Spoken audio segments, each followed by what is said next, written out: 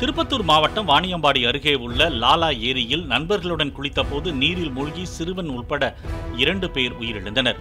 நண்பர்கள் 5 பேர் குளிக்கச் சென்ற நிலையில் நீச்சல் தெரியாத 11 வயது நித்தீஷ், 18 வயது இர்ஃபான் ஆகியோர் ஆழமான பகுதிக்கு சென்றபோது நீரில் மூழ்கியதாக கூறப்படுகிறது.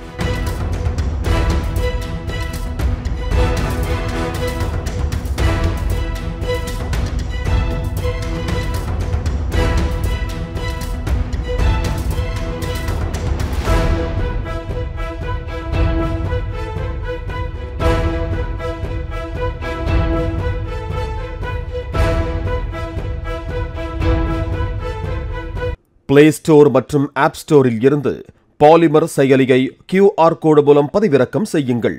செய்திகளை உடனுக்குடன் பெறுங்கள்.